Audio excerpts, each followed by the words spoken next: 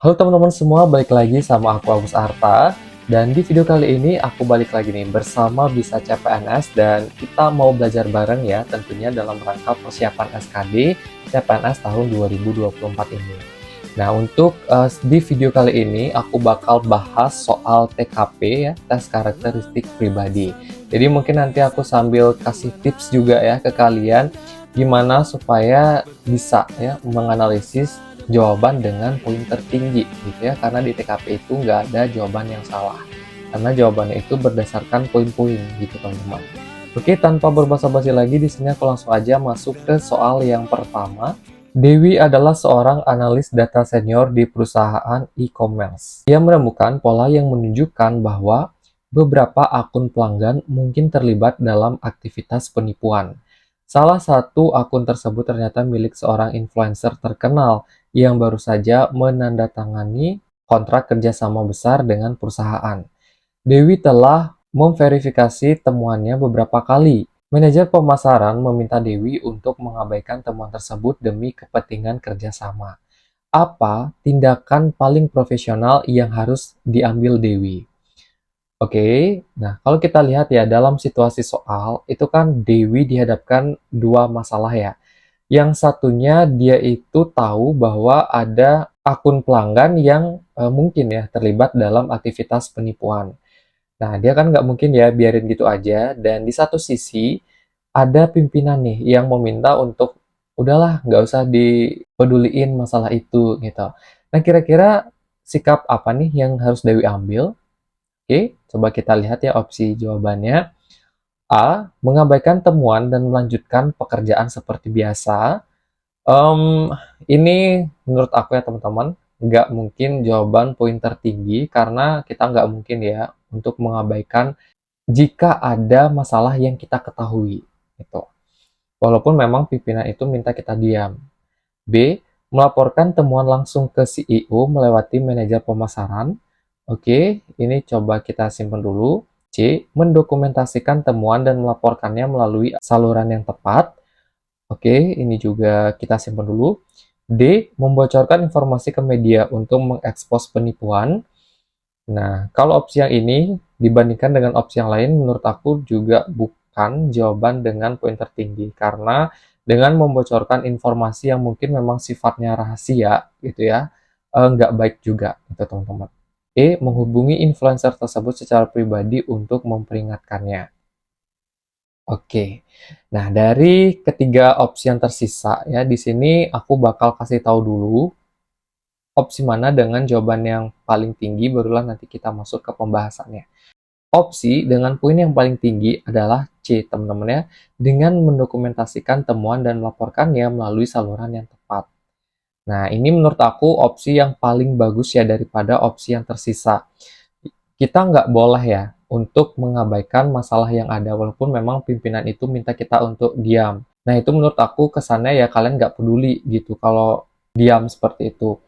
Mungkin memang ada beberapa perintah yang kita tuh harus nurut, tapi ada juga perintah yang sifatnya itu jangan terlalu nurut gitu loh teman-teman. Ya, tergantung konteks masalahnya apa. Ada masalah ya nggak boleh kita untuk mengikuti kemauan pimpinan dengan mendiamkannya. Dan ya, kalau kita menemukan masalah seperti ini, kita harus melaporkannya. Dan dalam melaporkannya juga nggak boleh sembarangan ya, teman-teman. Tentunya harus melalui tempat yang tepat, gitu. Supaya laporan kita itu ditindaklanjuti.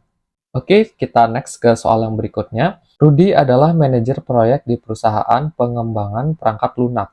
Timnya sedang mengerjakan proyek penting untuk klien pemerintah dengan tenggat waktu yang ketat. Salah satu anggota tim kunci, Sinta, mengajukan cuti panjang mendadak karena masalah keluarga yang mendesak. Rudy tahu bahwa tanpa Sita, proyek mungkin tidak akan selesai tepat waktu. Klien telah menekankan pentingnya meeting tenggat waktu ini. Apa yang sebaiknya dilakukan Rudy?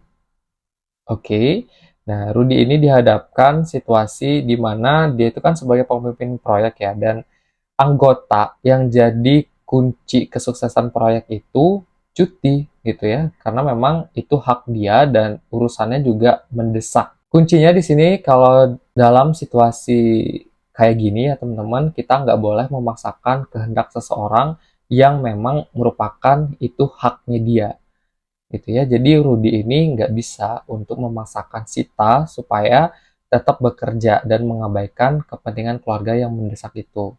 Oke, coba kita lihat opsinya. A. Menolak permintaan cuti Sinta demi kepentingan proyek. Nah, ini yang aku bilang tadi ya, nggak mungkin jawaban dengan opsi tertinggi. B. Menyetujui cuti dan mencari pengganti dari tim lain. Oke, ini kita simak dulu. C. Meminta Sinta untuk bekerja jarak jauh selama cutinya. Nah, ini juga menurut aku kurang tepat karena ya situasi tadi kan Sinta juga cuti karena urusan keluarga mendesak ya. Masa iya kita ganggu hak dia cuti gitu ya dengan memberikan pekerjaan. D. Menegosiasikan perpanjangan tenggat waktu dengan klien. Oke, ini bisa jadi juga ya. Kita simpan dulu. E. Menyetujui cuti dan mendistribusikan tugas Sinta ke anggota tim lain.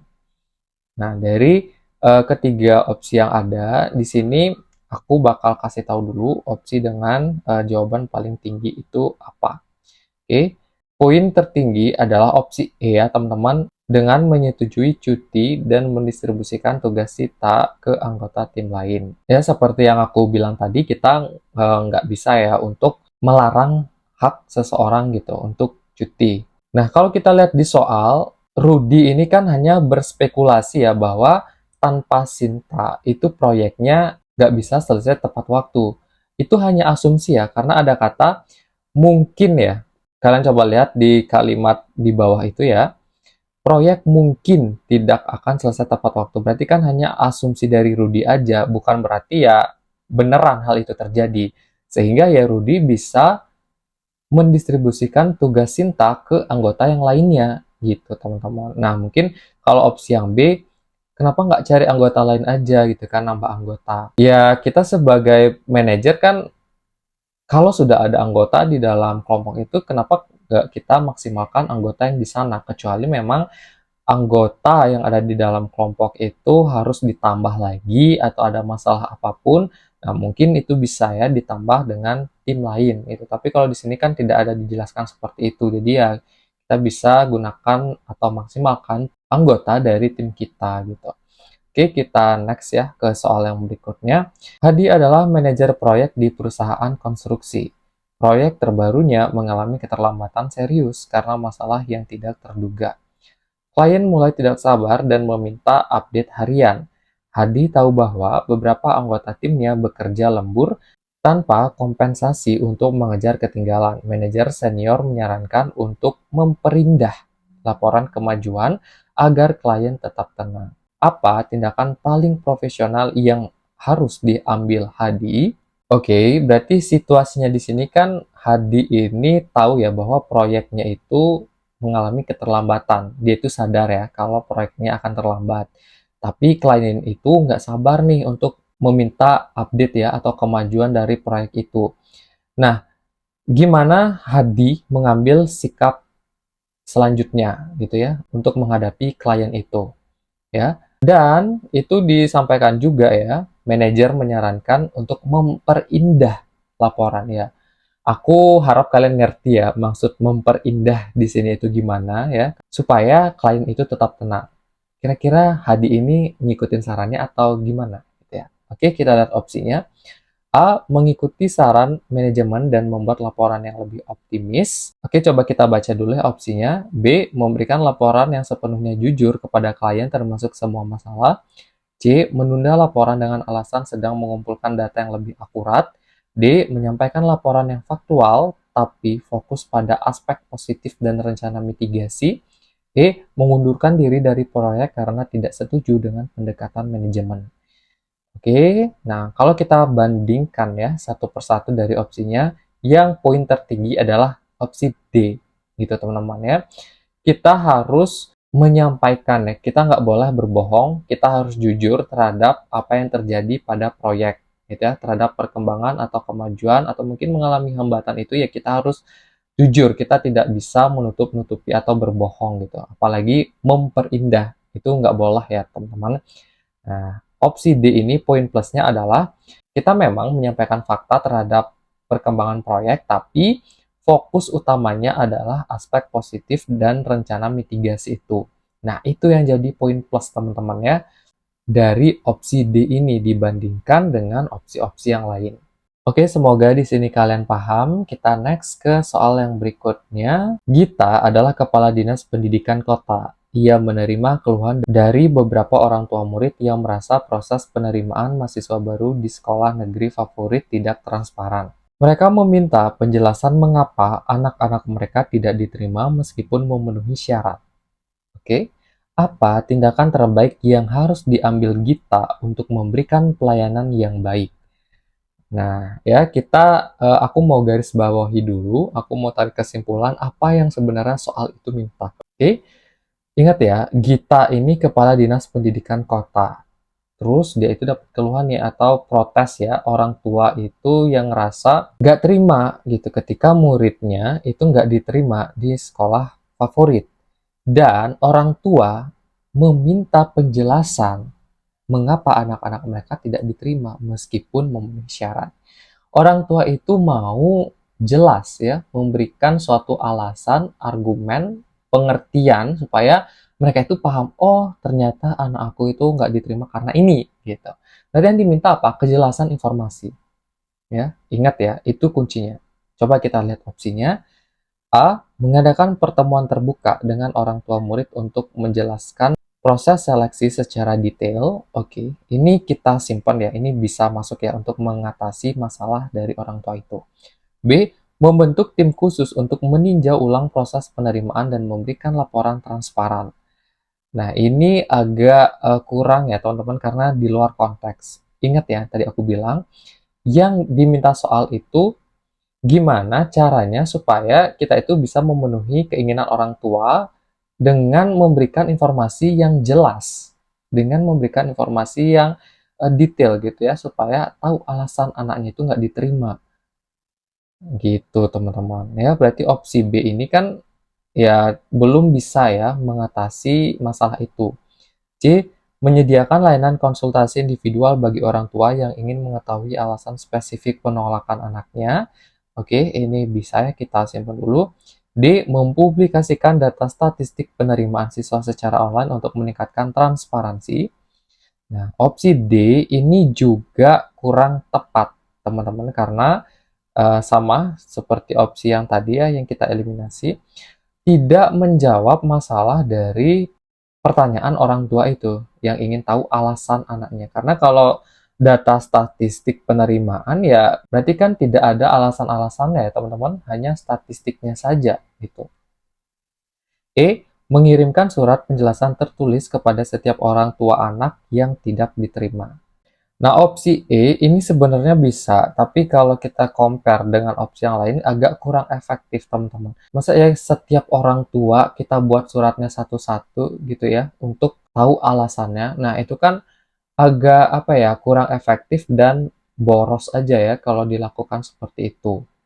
Nah, jadi di sini aku mau kasih tahu teman-teman ya, opsi dengan poin tertinggi adalah C ya, dengan poin 5. Menyediakan layanan konsultasi individual bagi orang tua yang ingin mengetahui alasan spesifik penolakan anaknya. Nah, inilah yang paling menjawab ya dan sesuai dengan konteks soalnya gitu ya, opsi yang C ini. Yang dimana kan tadi aku bilang ya, mereka ini sebagai orang tua mau tahu gitu ya penjelasan spesifik gitu kenapa anaknya itu nggak diterima, dan opsi C ini sudah menjawabnya. Oke, semoga kalian bisa ya teman-teman. Di sini aku langsung aja next ke soal yang berikutnya. Citra adalah manajer pelayanan pelanggan di PLN wilayah. Ia menerima banyak keluhan dari masyarakat di daerah terpencil tentang pemadaman listrik yang berkepanjangan. Warga merasa diabaikan dan mengancam akan melakukan aksi protes. Bagaimana Citra sebaiknya memberikan pelayanan yang baik dalam menangani situasi ini? A. Mengirim tim teknisi untuk melakukan pengecekan dan perbaikan segera. Oke, ini kita bisa ya simpan. B. Mengadakan pertemuan dengan perwakilan warga untuk menjelaskan situasi dan rencana perbaikan. Oke, ini juga masuk ya, bisa menjawab masalahnya. C. Menyediakan layanan informasi 24 jam untuk update status pemadaman dan estimasi perbaikan. Oke, ini juga coba kita simpan. D.